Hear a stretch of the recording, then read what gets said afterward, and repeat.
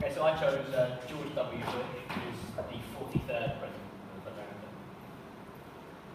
Why? Well, there are several reasons. One is the son of one president, and his brother is seeking the Republican nomination for the 2016 election. So the Bush thing is still very important. The way he became president was quite controversial, so we'll find out later.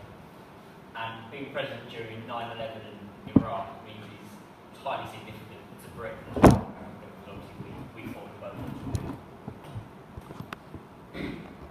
A bit of background: he was born in New Haven in Connecticut to Barbara Bush and George H.W. Bush, who was president between 1988 and 1991, and also vice president under Ronald Reagan.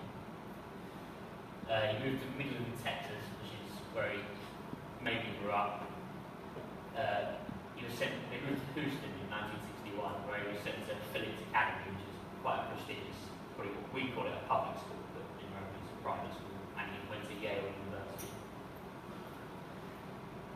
Before politics, he served in the Texas National Guard, which got him out, because he did it in the National Guard rather than the Army, got him out of fighting in the Vietnam War.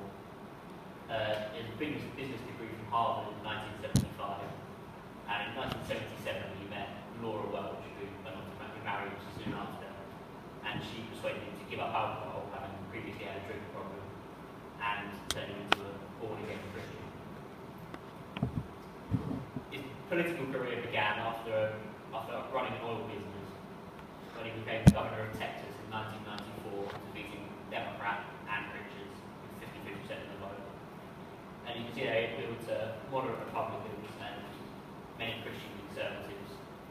And again, compassionate conservatism is how he described his philosophy, which is a term we've heard of in Britain, but it's probably what George Bush would consider compassionate conservatism, probably very different to what David Cameron would.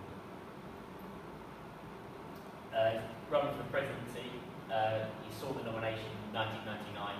He won the primaries and ran against Democrat Al Gore in 2000. The election was very close, and Gore actually won the popular vote by 500,000, but because of the electoral college system, so how it works is each state is worth a certain number of points depending on how big the population is. And so Gore got the most votes, but after a controversial recount in the state of Florida, which had its points decided the outcome, the Supreme Court ruled Bush was the winner. Although there were allegations on both sides. There were allegations of Republicans hindering voter registration, and there are also allegations made against the Democrats. And some suggested that if there had been a full statewide recount in Florida, Gore might have won, but we'll never know. So that was a controversial start to his time as president.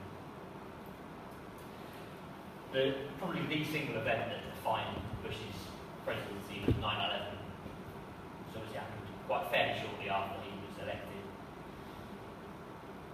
And I've got here a speech, or I'll play a bit of the speech that he made to America on the day of the attack.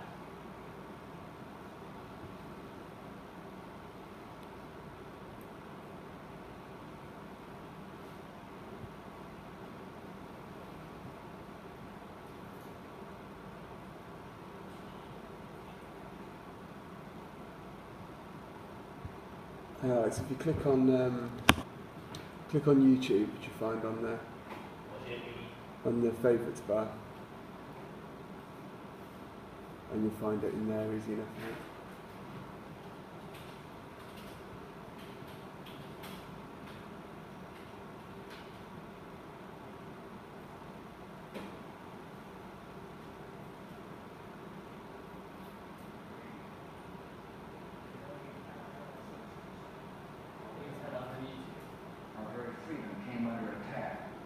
In a series of deliberate and deadly terrorist acts. The victims were in airplanes or in their offices. Secretaries, businessmen and women, military and federal workers, moms and dads, friends and neighbors. Thousands of lives were suddenly ended by evil, despicable acts of terror. The pictures of airplanes flying into buildings, fire have filled us with disbelief, terrible sadness, and a quiet, unyielding anger. These acts of mass murder were intended to frighten our nation into chaos and retreat. But they have failed. Our country is strong. A great people has been moved to defend a great nation. That's probably the most important. Also, that picture's quite a famous photo. He was speaking to some primary school children, and then that man's whispering in his ear what's happened, about whispering in his ear the attacks that happened. That's quite a historic photo. The 9/11 attacks led Bush to declare war on terror, which involved American and coalition forces, one of which was Britain, being involved in Afghanistan and Iraq. The initial campaign in Iraq was a great success. Baghdad fell only 20 days after the war started. However, they went in on the premise of weapons of mass destruction, and those weapons of mass destruction were never found. As you see, there's a photo of the statue of Saddam Hussein being pulled down, and just to underline the fact it's important to Britain as well as America, there was a press conference between Bush and Blair during the Iraq War.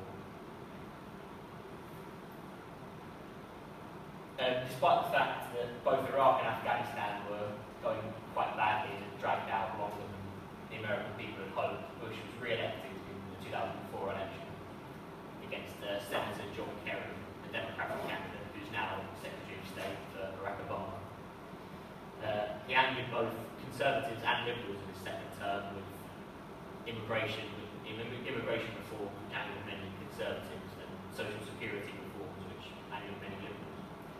Probably his last major act as president after the financial crisis in 2008 was to push through a $700 billion act to stabilise the housing and banking industries, which had been decimated by crash.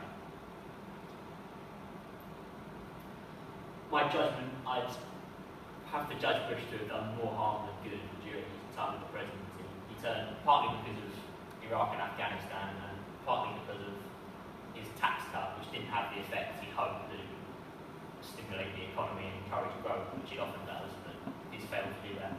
He left a large deficit, which America is still struggling with today, and struggled with for a while.